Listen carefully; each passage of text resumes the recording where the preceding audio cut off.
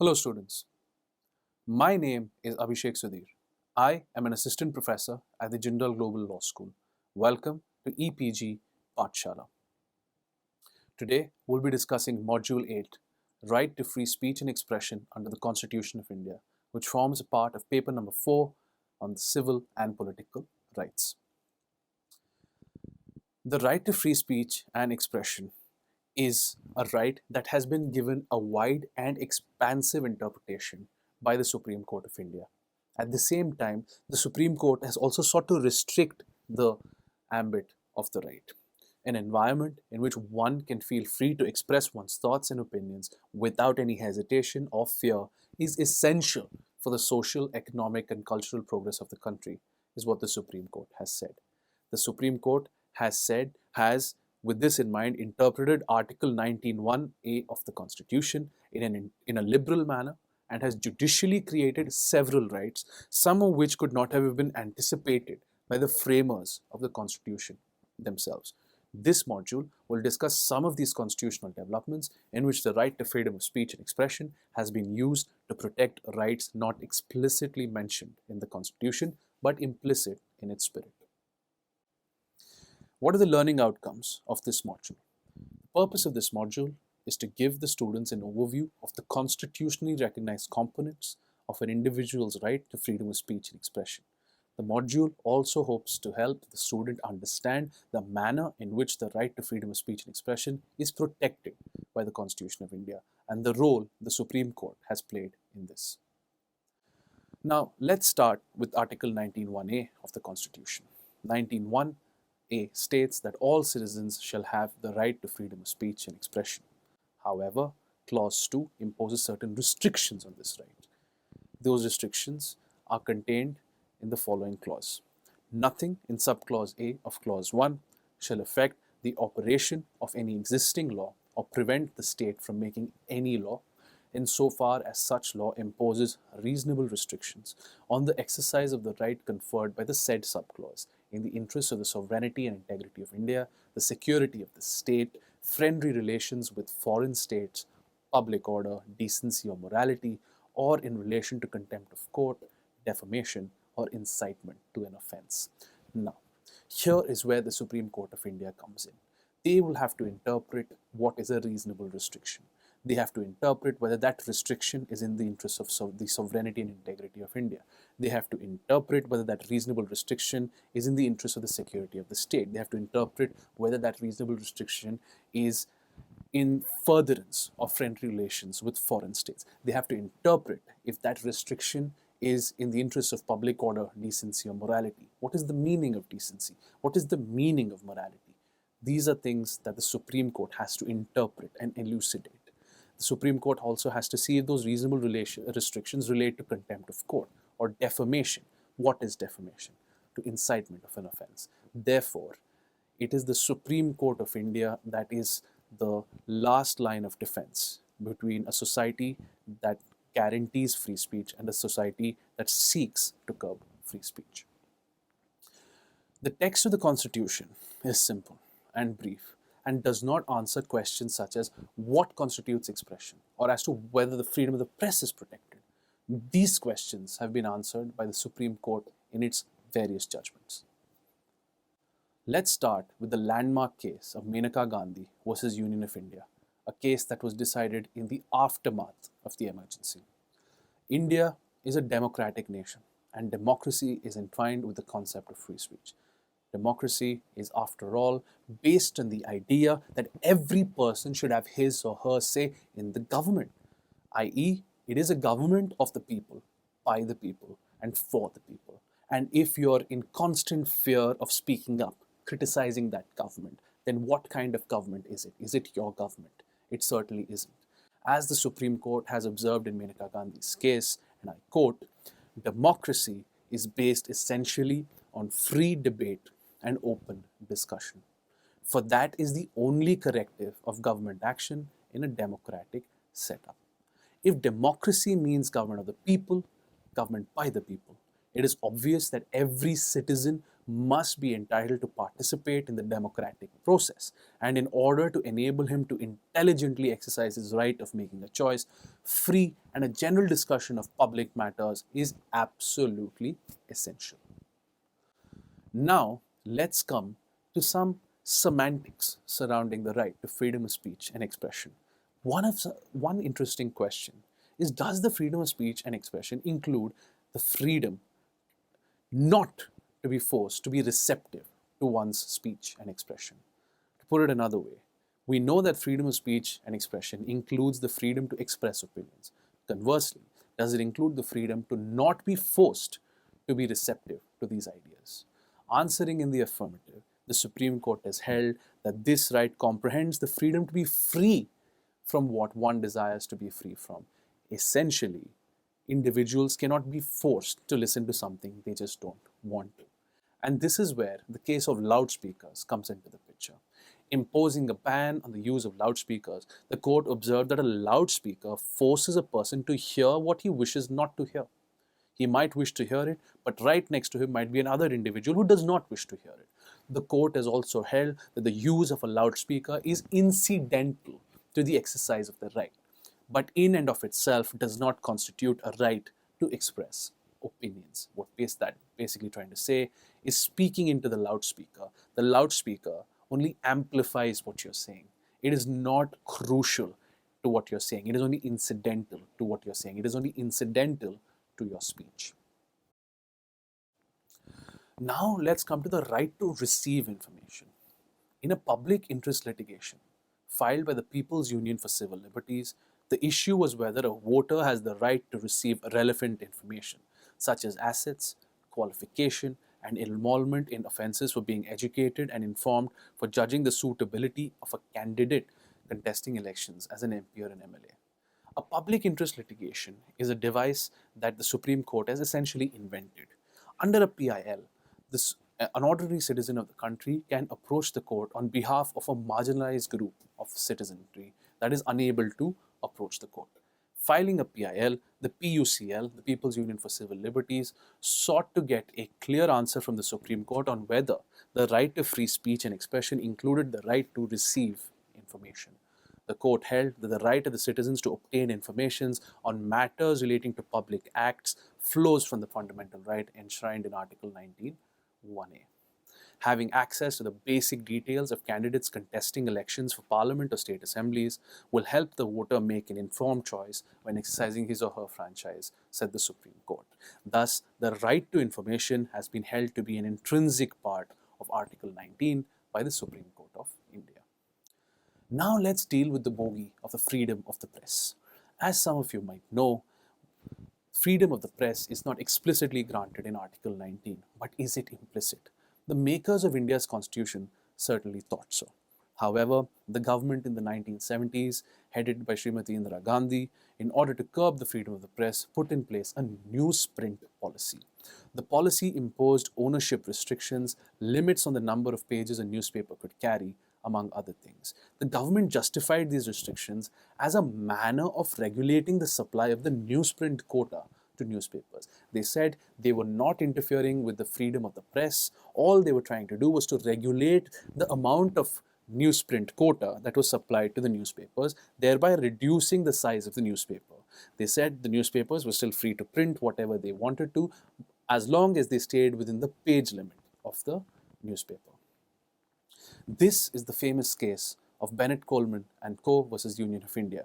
Bennett Coleman, as some of you might know, owns the Times of India. The Supreme Court held that the object of the policy was not relevant, as the restrictions were excessive and prohibitive, thereby directly affecting the circulation of newspapers. The court held that the liberty of the press included the right to free propagation and free circulation without any prior restraint. This is a very important sentence in the judgment of the Supreme Court. They said free propagation and free circulation without any prior restraint. By imposing the amount the newspapers could publish, what the government of the day was essentially doing was also restricting what they could publish. And that was a direct violation of the freedom of the press that is granted implicitly in Article 19(1)(a). in a similar case of Mysore Printers Limited versus the Assistant Commercial Tax Officer, the government, through an amendment, excluded newspapers from the purview of goods and consequently charged a higher rate of tax on newspapers. The Supreme Court struck down the amendment, and a passage from the judgment is worth quoting in extenso. I quote, "Freedom of the press is not expressly guaranteed as a fundamental right. It is implicit in the freedom of speech and expression. Freedom of press has always been a cherished right in all democratic countries. The newspapers not only purvey news, but also ideas, opinions, and ideologies, besides much else. They are supposed to guard public interest by bringing to the fore misdeeds, failings, and lapses of the government and other bodies exercising governing power. Rightly, therefore, it has been described as the fourth estate. The democratic credentials of a state are judged today by the extent of freedom the press enjoys in that state. It is therefore beyond any doubt that the freedom of the press is guaranteed and enshrined in the Constitution of India." Now let's come to the rather notorious case of the Cricket Association of West Bengal versus Doordarshan. The Cricket Association of West Bengal was denied permission by Doordarshan to telecast cricket matches through a frequency not owned or controlled by the government of India, but owned by a foreign satellite agency. The Ministry of Information and Broadcasting stance aggrieved the CAB, the Cricket Association of Bengal. The Cricket Association of Bengal approached the court arguing that the game of cricket provided entertainment. They felt cricket was a national sport and their right to telecast these matches being infringed upon by the Ministry of Information and Broadcasting was a direct violation of their Article 19(1)(a) rights. The court, in agreement with the petitioner, the Cricket Association of Bengal, held that freedom of speech and expression includes the right to acquire information and to disseminate the same. Essentially, the CAB had the right to acquire the feed from the foreign satellite agency and then disseminate it across the country through the television channels. The right to communicate, therefore, means the right to communicate through any media that is available, whether print or electronic, or audiovisual, such as advertisements, articles, speech, etc., and includes the freedom to communicate and circulate one's views. The right to freedom of speech and expression includes the right to educate, the right to inform, and to entertain, and also a right to be educated, informed, and entertained. The former, the right to entertain, is the right of the telecaster, and the right to be entertained is the right of the viewers. Therefore, the right to impart and the right to receive is a species of the right to freedom of speech and expression, and a citizen has the right to use the best means possible of imparting and receiving information.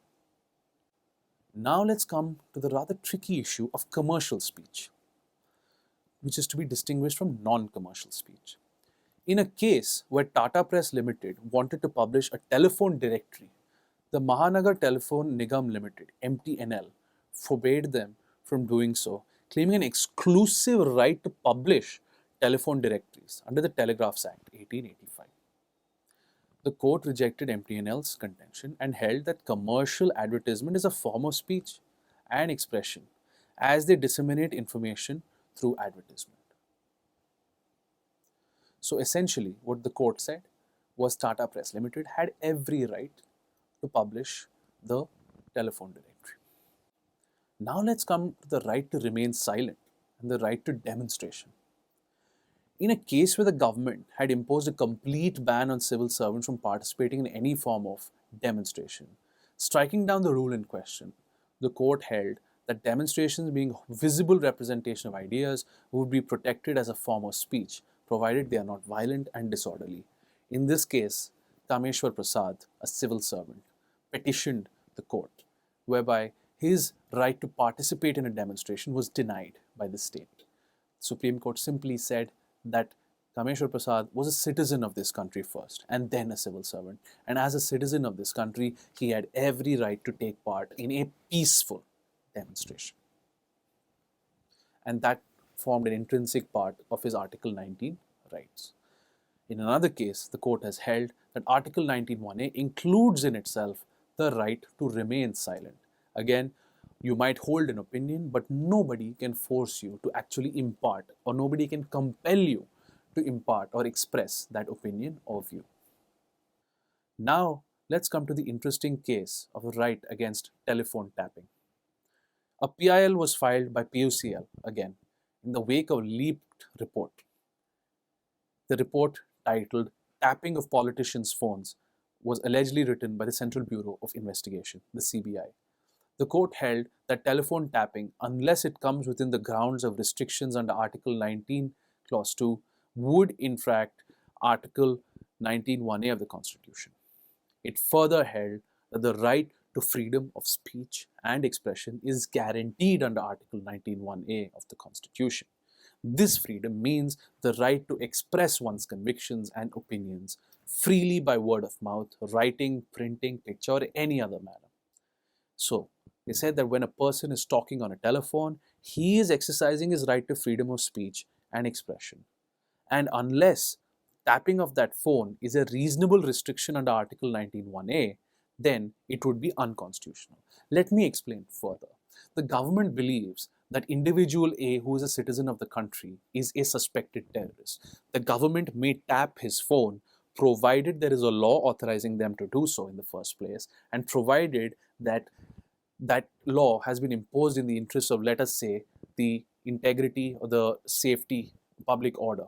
So if somebody is a suspected terrorist, then the state is given the authority to tap his phone, as it is in the interest of the safety of the state. And any act that this terrorist might be committing or might be discussing or might be plotting over the telephone is then subject to tapping, and that would be constitutional because his right to free speech and expression in that scenario is abrogated, is overridden by the need to maintain the safety of the citizenry. Now let us come to the right to use the media to answer criticism.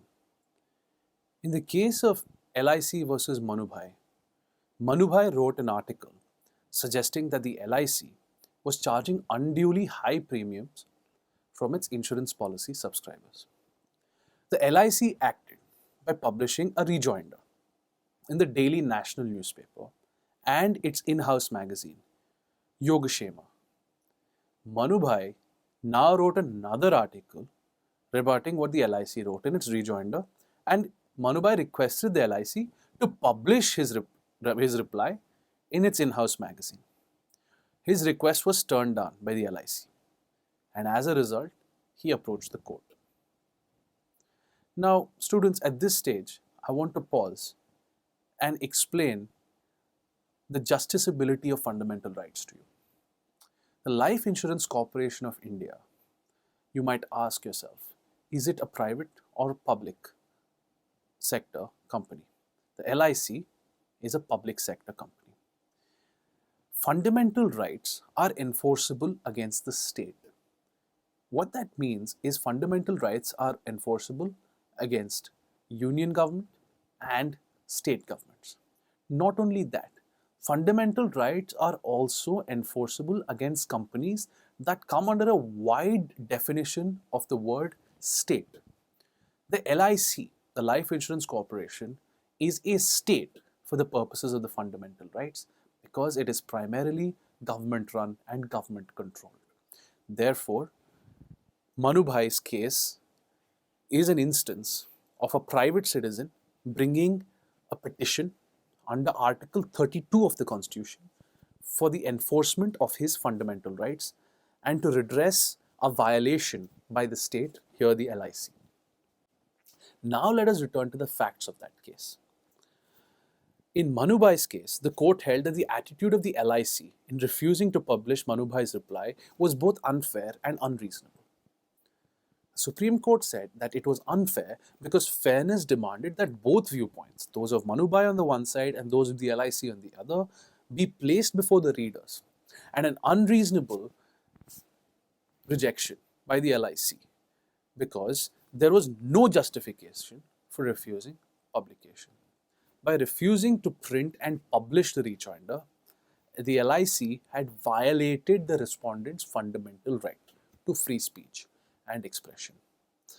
The Supreme Court further held that every citizen of this free country, therefore, has the right to air his or her views through the print and or the electronic media, subject, of course, to the permissible restrictions imposed under Article 19(2) of the Constitution, which we have discussed. The right extends to the citizen being permitted to use the media to answer the criticism leveled against the view propagated by him. Let me reiterate this. The right extends to the citizen being permitted to use the media to answer the criticism leveled against the view propagated by him. Here, the LIC, the state, propagated a view against the citizen, and that citizen had the right to rebut, to respond to that view, also in a media that was appropriate. Here, the LIC's in-house magazine was the appropriate medium to publish Manubhai's reply, and the LIC's refusal to do so was a direct violation of his Article 19(1)(a) right to free speech and expression. Now let's come to the right to exhibit films on television. In Odyssey Communications Private Limited, the Supreme Court had to decide whether certain episodes of the television show in question should be prohibited from being telecast. The court, answering in the negative, held the right of a citizen to exhibit films on Doordarshan, subject to the terms and conditions imposed by Doordarshan, is a part of the fundamental right of freedom of expression guaranteed under Article 19(1)(a), which can only be curtailed under the circumstances set out in Article 19, Clause 2. Let's look at the facts of the Odyssey Communications case. Lokvidyan Sanghatana, the petitioner in this case, had contended that the show was likely to spread false or blind beliefs amongst the members of the public. The court, however, rejecting the contention, held that the episodes in question did not violate any law or any right of the petitioners, nor was the serial likely to affect prejudicially the well-being of the people. Maybe the serial was about certain aspects that came under the category of superstition or blind beliefs, but that alone did not justify the non-broadcast of that serial.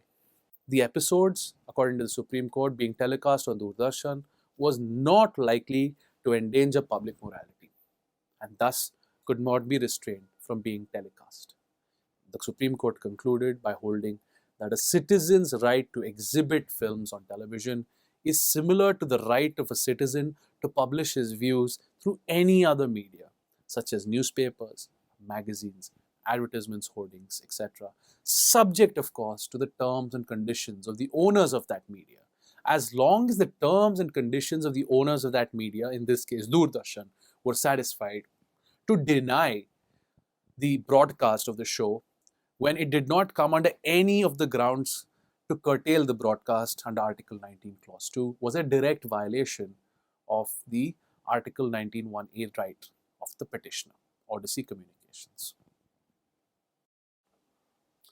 Now, let's come to the right against pre-censorship.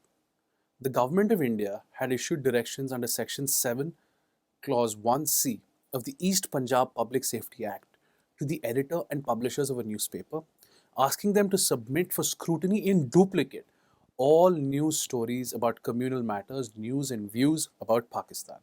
This was the case of Brij Bhushan and another versus the state of Delhi. This direction by the government was struck down as violative of Article 19(1)(a) for imposing an unreasonable restriction not justified under Article 19, Clause 2. The court held that the imposition of pre-censorship on a journal is a restriction on the liberty of the press, which is an essential part of the right to freedom of speech and expression guaranteed by Article 19(1). It's really important that you understand what the court is trying to get at here. What the court is saying that yes, you can impose reasonable restrictions, but it has to be post-publication. They struck down any pre-censorship. This case was decided in 1950. However, Some of these views have now evolved, and prior restraints, as they are known, are permissible in certain limited matters. Now let us actually come to the interpretation of the phrase or the term reasonable restrictions. Article 19 clause 2 uses the phrase reasonable restrictions, but the phrase has not been defined anywhere in the Constitution or any ordinary law. Reasonableness, as all of you might know, is subjective and not objective. As to what may be reasonable to one person, may be completely unreasonable to another person. In order to solve this dilemma, the court has come up with certain tests for determining reasonability. Some of the widely used tests can be briefly summarized as follows. Let us start with the case of OK Ghosh versus Joseph. The Supreme Court said that the restriction imposed should be reasonable and be rationally proximate and in nexus with public interest. If the reasonable restriction is being imposed in the interest of morality, there must be a rationally proximate, that restriction must be rationally proximate to the public interest of morality. You cannot have a restriction that has absolutely nothing to do with morality. Let us say the state bans a film, and it bans a film on cricket, saying that the film is again critical of Sachin Tendulkar, and being critical of Sachin Tendulkar is immoral.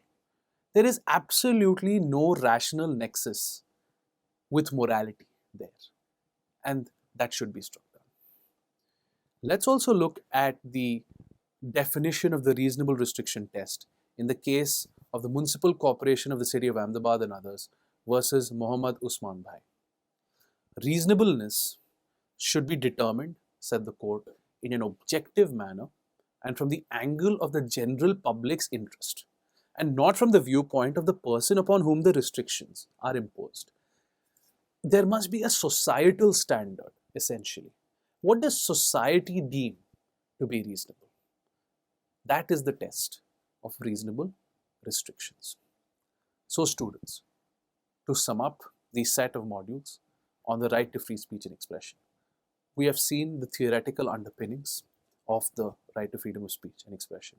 We have seen how it has developed through the ages, and we have also reviewed how the Supreme Court of India has interpreted this right.